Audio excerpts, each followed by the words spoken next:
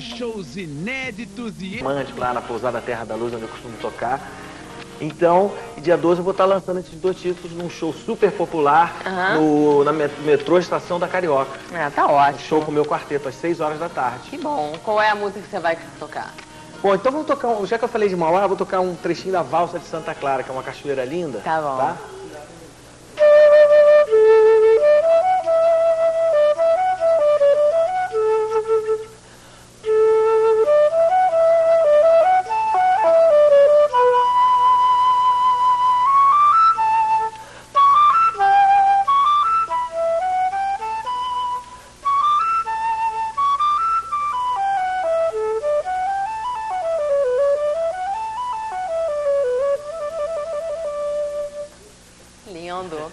Será que você poderia tocar Carinhoso? Bom, já que é dia dos namorados, né? Então, a música mais popular do Brasil, que é a primeira MPB brasileira.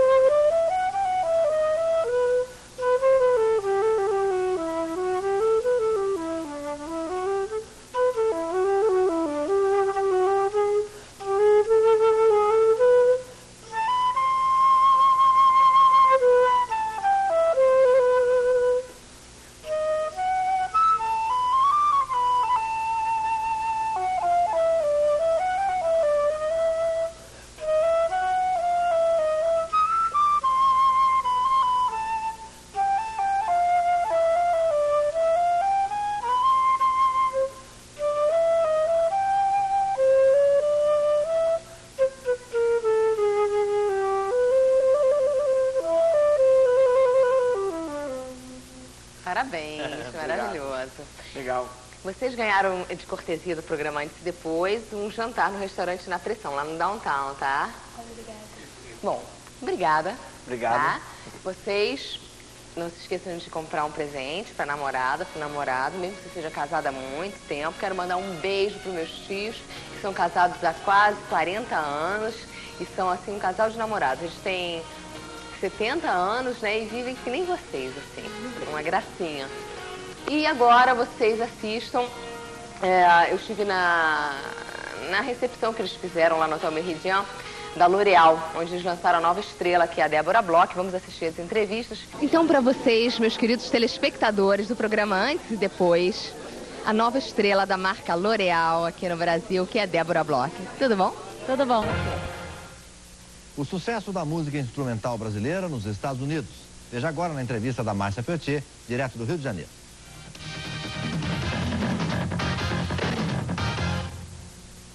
Como é a vida de um músico brasileiro que faz sucesso nos Estados Unidos? No nosso encontro de hoje, nós vamos conversar com alguém que vive esta situação.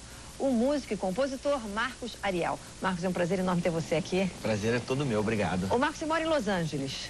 Há 10 anos que eu tô lá eu fiquei um pouco na ponte aérea Rio-Los Angeles, né? Mas nos últimos tempos eu tô mais lá porque eu tô com um contrato lá. Lancei 2 discos o ano passado lá, vim aqui para gravar mais. Tem um monte de CD aqui que você já lançou lá nos Estados Unidos, que tem que mostrar. Também na Europa, Japão, tudo isso também lançamento lá. Foi muito bem esse disco, porque o mercado americano, ele simultaneamente, ele atinge a Europa e a Ásia também, né? A Ásia, Coreia, Japão. Então ele expande, tem uma facilidade muito grande, né? Agora esse aqui a gente vê muito na Tower Records, quem vai a Nova York. Esse aí, graças a Deus, tá um disco que está indo muito bem no mercado americano.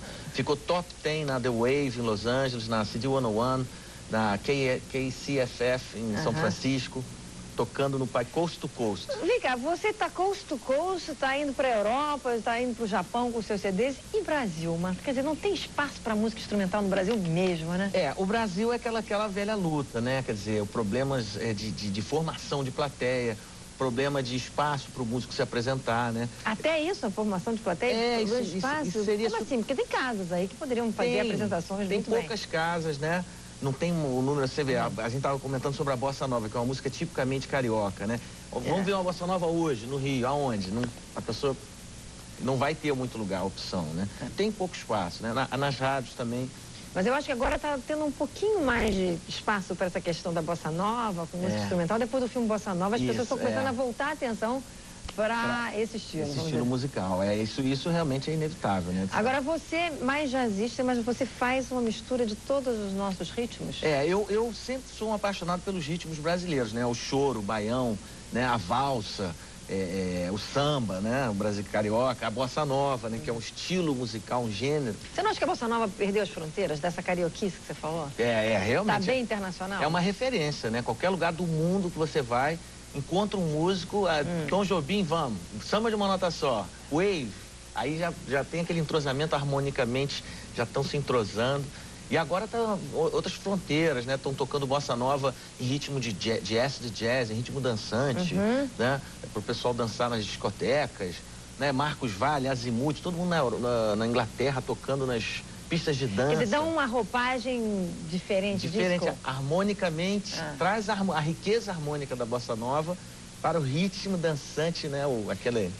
Agora me diz uma coisa, na sua cabeça como músico, não é um contrassenso não? Quer dizer, você tem que morar lá fora, fazer sucesso lá fora e aqui no seu país você vê essa falta de espaço? É difícil, tem os dois lados. Mexe com a cabeça, não? Mexe, que a gente sente saudade, quer dizer, eu tive vários sonhos, um dos meus sonhos era fazer uma carreira, turnês constantes no Brasil. E eu, depois de um certo tempo, comecei a ver o mercado melhor, por exemplo, para mim, nos Estados Unidos atualmente, né? É o mercado que está me acolhendo, eu faço festivais lá, toco. Mas eu não quero perder aqui eu tenho muitas atividades no Brasil que eu já fiz, né? Já dirigi o Jazz Mania, programa de rádio. Quer dizer, eu acho que o Brasil, eu tenho assim um carinho muito grande com o público aqui. Como é que é o seu dia a dia lá? Que eu falei assim, do dia a dia do músico brasileiro que faz sucesso lá. Olha, lá é o seguinte, gravações, né? Divulgando o disco, né? Shows, a gente toca lá. Lá tem uma coisa bacana nos Estados Unidos, que o músico, além dos festivais, dos circuitos, de casas noturnas, que tem muito, né? Você abre lá o calendário, né? O LA Weekly, né? Você toca em festas, você inaugura, por exemplo, eu inaugurei uma clínica lá, uma vez em Beverly Hills, com esse disco aqui, do cirurgião plástico. E ele operava com o meu disco. Aí ele fazia cirurgia plástica ao som de Marcos Ariel. Com som, assim, aí eu fui lá, que ele renovou a clínica, aí um agente me achou, não, eu quero o Marcos Ariel com aquela música do Milton Nascimento que eu gravei aqui, Canção do Sal. Canção do Sal? Eu fiz um arranjo bem assim, quer dizer que ia ser boa pra operação. Ele trabalhava com isso. Zen, operando. Então, quer dizer, a gente tem um campo de shows, quer dizer, esse é o dia a dia, né? Fazer essas atividades. E como é que você compõe nossos ritmos morando numa sociedade que tem ritmos completamente diferentes? A gente já tem essa musicalidade, esses ritmos. Acontece uma coisa lá, você faz um show num clube ou num festival, os músicos vêm com cartão pedindo para tocar com você, pelo amor de Deus, para vivenciar essa coisa. Esse ritmo, essa pulsação que a gente tem, que eles não têm, né? Esse jeito de andar, né? Que a gente anda num jeito... Né? Você acha que até isso tá diferente? Eles querem conviver. O molejo. Quer tocar com a gente do lado, para sentir aquele ritmo e tal. É super legal. Foi um prazer enorme ter você aqui. Sucessão aí pro seus CDs, tá bom? Prazer foi meu. É com você, Rodrigo. Obrigado, Márcia. A gente vai ficando por aqui, porque vem aí o Flash com o Amaury Júnior. Um ótimo final. Voltar às gravações. Pelo menos não vou ter que ficar escondendo mais o gesso na gravação. Ralador, Xande teve outras profissões antes da fama, além de carregador de feira. Qual das opções é a correta? Mecânico, office boy? Na televisão.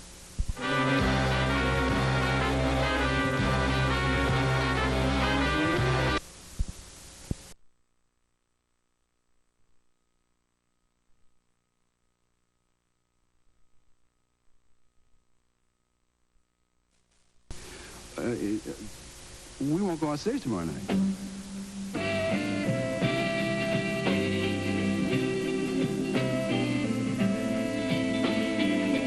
Brown não se deixou dominar pelos membros da sua própria banda. ele conseguiu que 2 substitutos viessem de Cincinnati. We seen the band in there, Mayfield, Cush, you know, they didn't actually have James up in the air like this, but they would have loved, you know, they were talking, you know, James was looking up at them talking, and they, you know, like, dog it, you know, and we looking at each other like, what? We walking, because these were our heroes, and here we are now, down on their gig, you know, getting ready to do their gig, and we saying, no, we can't, these are, you know, and at the same time, we wanted to play with James Brown, so, you know. That's when Bootsy came. Wow, boy. That was bass player. I mean, not that nobody else was not playing bass. That was a new idea. They had a new way of doing everything James did. That was the turnaround for him. Come on!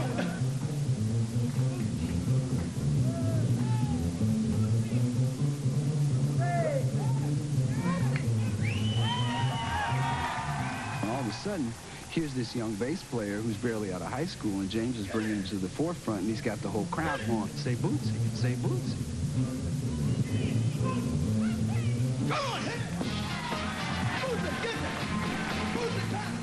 What Bootsy brought was the vitality and the naivete of his youth that allowed him to be so open and to bring new ideas because he hadn't learned what was wrong yet. And it always fascinated me that James was willing to build a style around the new drummer rather than find a drummer to plug into a style that he already had. And I think through his great years, from the early 60s through the mid-70s, that had as much to do with keeping his music fresh as anything else that was going on. Bootsy had a way of infecting everybody around him. And James did too, but with the energy of James and Bootsy together, you just got more and more energy and more attitude. Keep it there. Bootsy, jam. Bootsy, jam. Keep it there. Keep it there. Keep it there. Keep it there. Keep it there. Keep it there. Soul power. Soul power. Soul power. Soul power. The new band focused almost entirely on rhythm, and that was the magic of the James Brown show. Is that's what got people out of their seats and screaming and dancing and getting arrested in the aisle. There was a new energy in the community, and it was a whole other kind of aggressive black thing was happening. And that music was right there on the point of it. Because he had a new band, he had young guys who had this new energy that was different from what happened before. Get on up, stay on the scene, get on up, like a sex machine, get on up, get up, get up, stay on the scene, get on up, like a sex machine.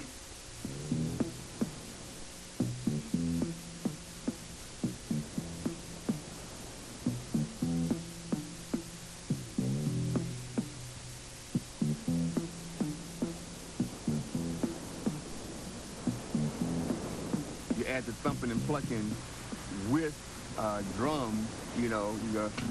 Dance to the music. Dance to the music. You know, get that percussion thing. You know, like that. I'm gonna add some bottom so that the dancers just won't hide. My fuzz tone came on. See, my fuzz tone is a little box you step on. It's a distortion box, you know? And you step on it and go, I don't have it here, but it's kind of like that, you know?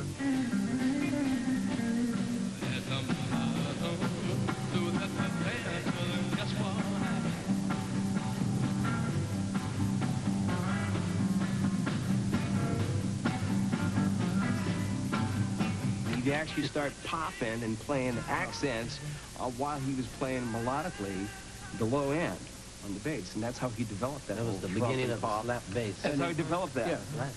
Bass had traditionally been the afterthought. I mean, it's like you had to have a bass player to give you the bottom, and he was always this anonymous guy who kind of like stood like a wooden whatever in the background, just playing the changes. And of course, with Sly and the Family Stone, Larry Graham, and a handful of other people in less important bands, the bass guitar had begun to moved to the forefront. Everybody kind of started trying to take the credit, but no, it was Larry Graham. It was definitely Larry Graham. He was doing with the bass what, at that particular time, what nobody else was even thinking about.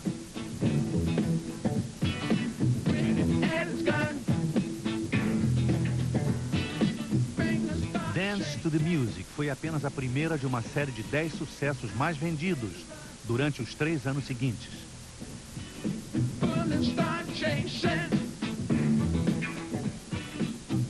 Ao contrário de Brown, que atingia sucesso nas paradas de rhythm and blues, a música de Sly era mais popular entre a audiência de brancos. Sly incorporated R&B, blues, jazz, funk with pop and rock. And when he put that all together, it was something that crossed all the lines. Sly Stone is like the Bach of rhythm. I mean, the things that goes on in his head, what he hears in his head, and he was able to execute that on stage.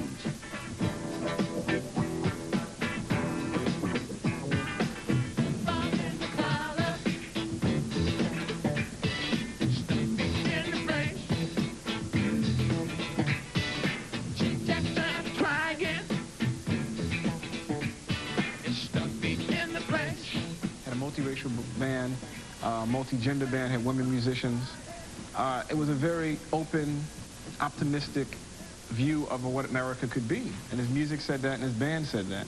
And that's what Sly tapped into, and that's why he was so important to so many people. He could express and get across to you that you were somebody, and you felt that no matter what walk of life you were in, you heard that loud and clear without knocking, you know, the opposite party, but just letting you know that you have control, and you don't have to let people keep you down.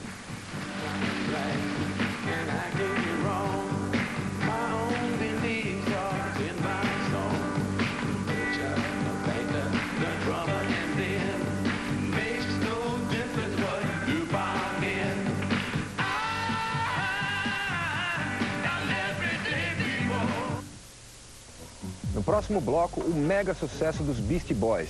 3 garotos brancos que souberam mesclar o hip-hop e as distorções do rock. E o grupo De La Soul, que lançou um álbum considerado o Sgt. Pepper do rap. Voltamos já.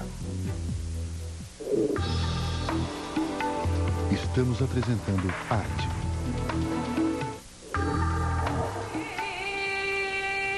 Em seus movimentos, a força da raça cigana. Em sua dança, a intensidade do fogo. Um espetáculo unindo a precisão do balé clássico à sensualidade da dança flamenca. Yo desde pequeño me inculqué en estudiar todo tipo de danza. Se han ido uniendo esa forma con los años y entonces ha nacido para mí esa fusión, ese mestizaje donde mezclo el ballet clásico con el flamenco. Com seu estilo revolucionário, ele representa a Espanha internacionalmente, seja nos palcos ou nas telas. Antes de irme, tengo que confesarte algo. Sí. Que te has robado algunas cosas. ¿Cómo?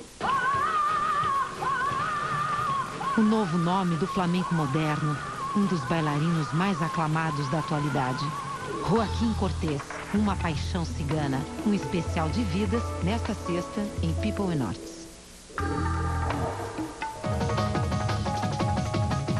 Conheça o restaurante mais antigo do mundo, onde os garçons cantam ópera enquanto trabalham.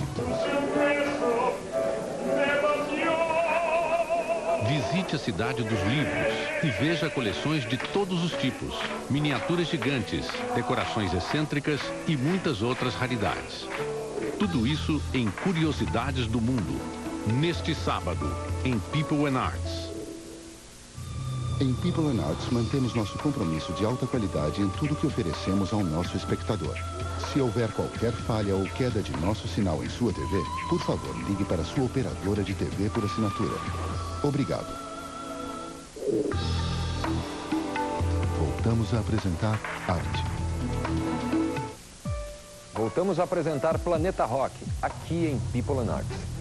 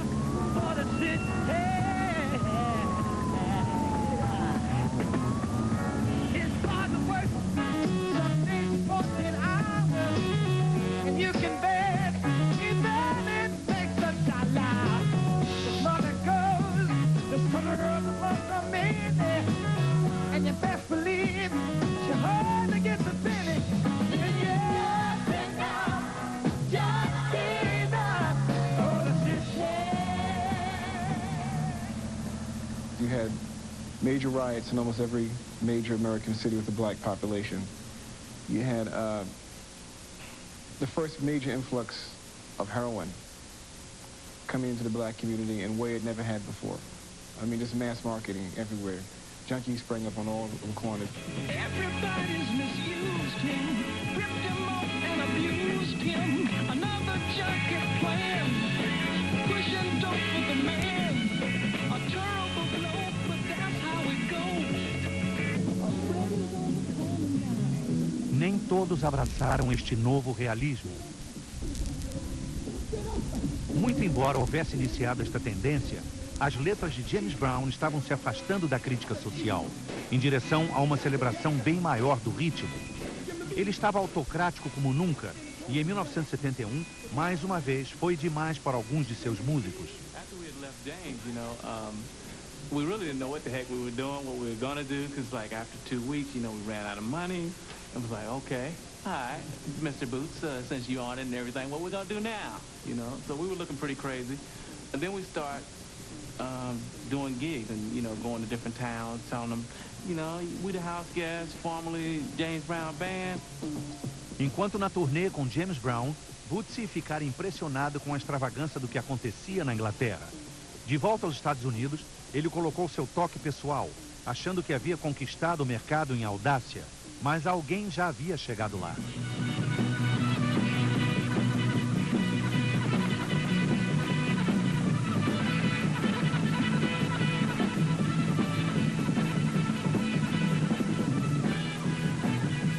Kept hearing this thing about, man, y'all should see Funkadelic, because y'all look like Funkadelic. Y'all should play on the same stage with Funkadelic. Then they kept saying that to us, and it's like, yeah, okay. Where is Funkadelic? We want to get, we want to get on the stage with them. But yeah, who is Funkadelic? So we kept hearing this, everywhere we played. Y'all just missed Funkadelic. They was here last week. Funkadelic foi uma invenção do produtor e músico George Clinton e estava anos-luz distante de James Brown. A mistura ousada de roupas espalhafatosas e infantilidade atraía a geração de jovens negros. Finalmente, Boots e George se encontraram. Sure enough, George was sitting over in the corner, had his white sheet on, had his feet crossed, bare feet. He's sitting in his, what do you call that position? With his legs crossed and, that kind of thing. He's sitting there, had his head down. He's probably, he wasn't home up here. He was definitely not home. So, I think I probably wasn't home either, come to think of it. But, it was good, though, because as soon as I seen him, it was like love at first bite, right? It was like, I know, yeah, we were definitely home. It was like, I know I can do what I want to do. And he's seen it, too.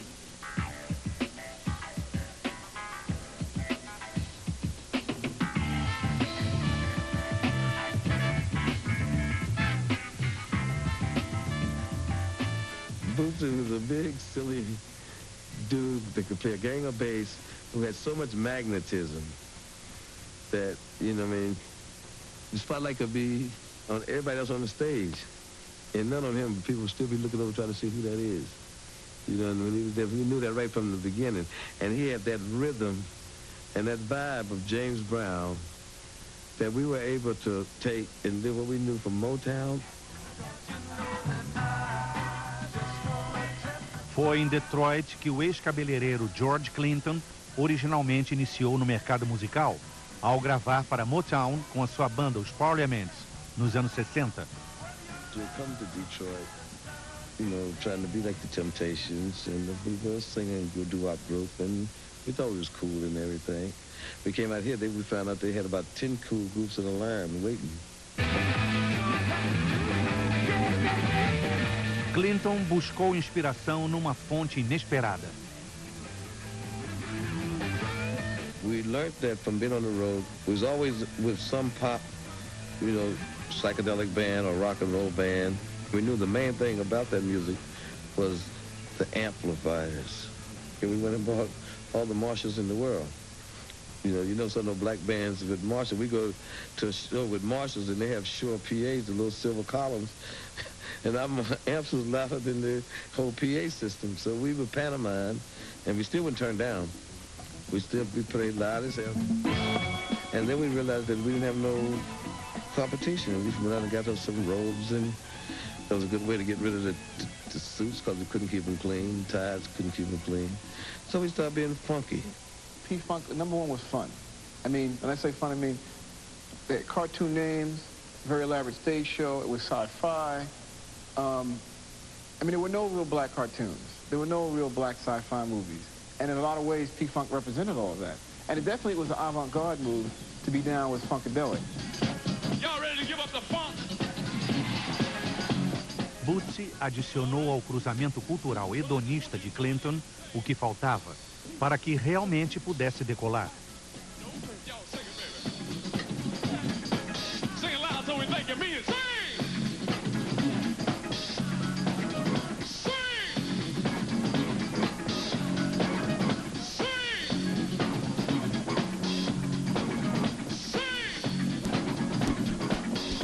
He taught me that rhythm, you know, that the one. He came with all the James Brown theories, and I crammed them, and I kept them too. On the one. Now let's haul off in one. 1, 2, 3, 4. 1, 2, 3, and you hit on the one. One. You know, one. You know. You know, and that's the funk. You know. You know, and there you go. You got your basic funk formula there. You know, you can do anything you want to do with it, you know? Rick! Hey, rockin' Rick! Rick! Hey, rockin' Rick! 1, 2, 3, 4. 1, 2, 3, 4. 1. And then when everything is on the one, the line down, everybody played the same. It's bigger when everybody played. P-Funk would stay on the one, I mean, so hard and heavy and never move. They just drove that thing into your subconscious. And by the time you realized what was happening, you was hooked. Bernie would take that and add all these different colors to it, you know? And I think between that and George would come to the table with these vocal ideas that he heard. And I think with all that mixture there, those were the three ingredients that was like... It was the what? For the stew. For the funkin' stew. The funkin' stew, yeah. That's what I was trying to say. With a glide in your stride, a dip in your hip, and come on to the mothership. Doing the loose booty. Give me a little more foot up here. We were too black for the white folks, and too white for black folks, which I mean, we were too loud for playing the black clubs, and you know, hit on those costumes and things. We had to go straight for the underground, straight from the street to the people. And the people was the ones that said, yay. These boys here, yay. George had a way of using everybody's attitude and everybody's energy, which he led it. Like James gave the music permission to go different ways. George gave the language, the lyrics, everything permission to go wherever. Put your hands together out there. We're gonna see if we can't get the mothership in here tonight. Come on. Most white people, when you listen to their music, it's, you know, they would rather turn up the treble, whereas black people turn up the bass. And we, for whatever reason, that's where we are, and that's where our music is rooted, in the rhythm section. The rhythm, the beat, the bass, from R&B, from rock and roll, came from the drum, the first musical instrument that was communicating from one drummer to a people, carrying the message from his people, his community, to the next. And funk is when that bass line is just pumping in conjunction with the drums and whatever else you want to put on top of it. But you got the heavy bass line and the drum pounding, then you have some funk.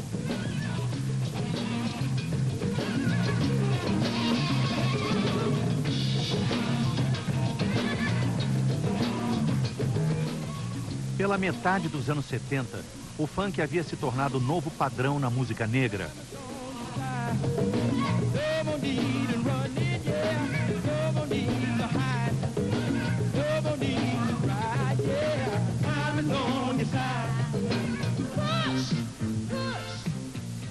Muitas bandas surgiram com suas próprias variantes de formato, revivendo os velhos passos coreografados da Motown, mas com cores e cabelos mais agressivos.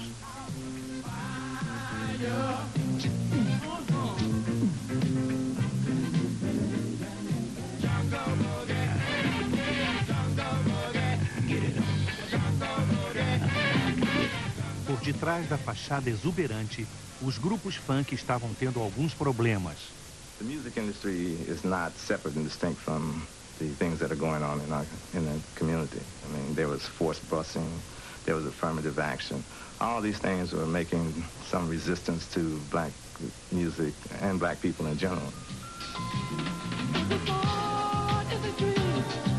A fim de poder ir ao ar nas emissoras de rádio dos brancos, muitas bandas desenvolveram um som mais leve, mais melódico.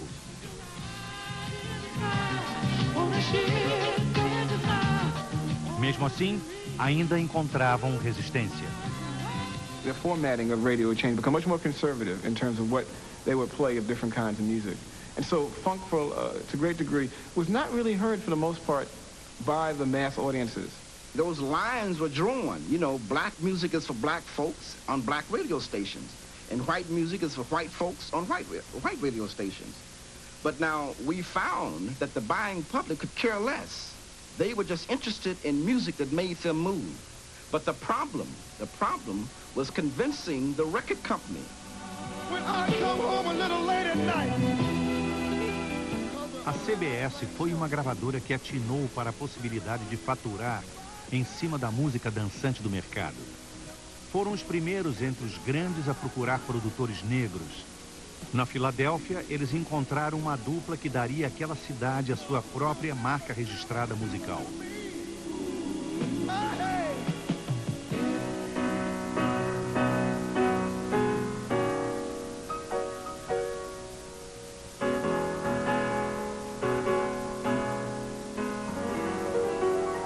Writing for that time, for that generation, you know, great love songs, and we were just having fun.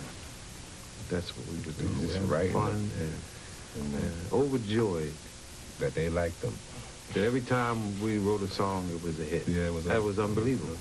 Kenny and Leon were magical in what they were able to do, the Philly sound, because they were able to keep the funk in their music, but yet make it nice and mellow and sweet, because of, you know, Philadelphia horns, strings that they put on top of it. But underneath all of that, there still was the driving bass line. There still was the drum. The Gamble and Huff style, it like put a bow tie on the funk. You know, it made it elegant. Gamble and Huff's music came with really strong sing-along melody and the lush treatment. I mean, the step beyond with the full orchestra really took it to a new dimension, took R&B to a new dimension. Some people got to have it. Hey, hey, hey. Some people really need it. To me all. Do things. When most record companies were recording with rhythm section, we had the orchestra. We had an orchestra, which made us more powerful. And it was a little classical, a little gospel, a little jazz, and a little bit blues. And that is basically what it was.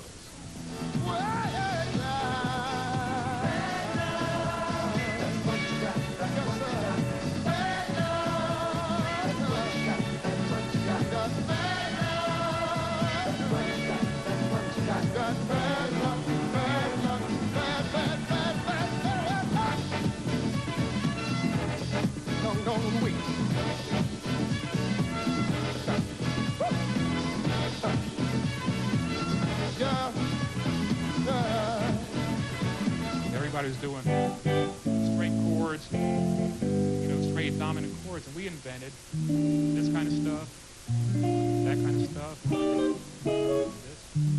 We sort of got into the upper partials of the chords. In other words, like he said, all the rock groups would play just C major. Well, we got into, we spread the chord out. Everybody was playing 4, I said, well, let me put some rhythm, a little bit more rhythm into the drum. So I would play like.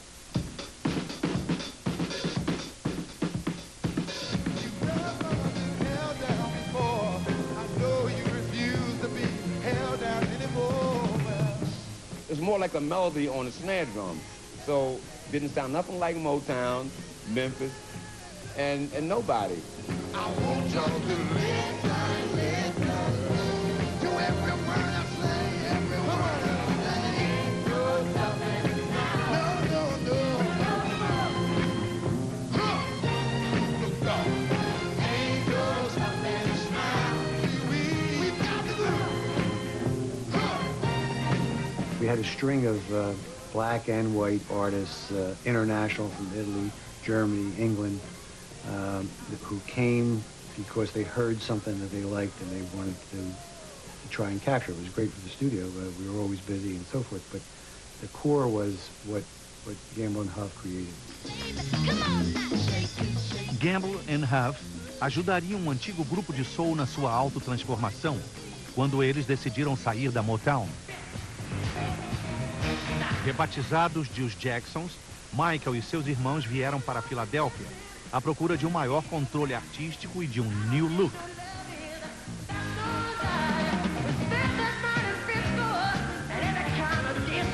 Gamble and Huff did a collaboration album with the Jacksons, and the whole family moved to Philadelphia for like a 2-month period, and we cut the album.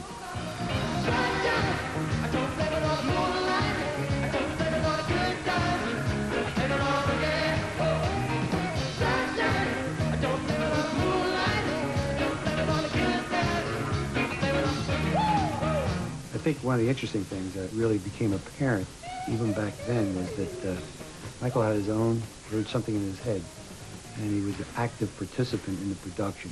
And he wanted to do his own ad-libs, and he wanted to turn the mic on, I just want to record this little part, and he heard little things he wanted to add.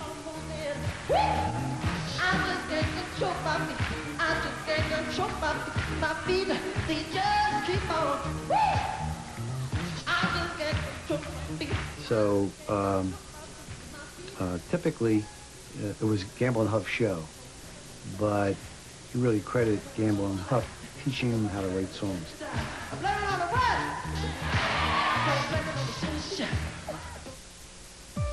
No Brasil, o rap e o hip hop vem ganhando força, tendo também como ponto de partida a periferia. Há rappers famosos como Taíde e DJ1, e grupos que ganharam espaço na mídia depois de despontar como atração independente. É o caso dos Racionais MCs. O grupo paulistano, liderado pelo vocalista Mano Brown, já vendeu mais de 1 milhão de cópias do disco Sobrevivendo no Inferno. Suas letras tratam da violência no subúrbio de uma forma crua, que assustou o status quo e atraiu fãs. No ano passado, astros nacionais do rap e do hip hop se juntaram a seus ídolos no Festival do Louco. Estiveram em São Paulo músicos do porte de África Bambata, Grandmaster Flash e Della Soul. Além de shows, a programação incluiu palestras, duelos de break e muito grafite. Depois do intervalo, você vai conhecer o DJ de uma boate chamada Warehouse. Ele foi o criador do ritmo que virou febre no mundo todo, o House. Voltamos já com mais Planeta Rock.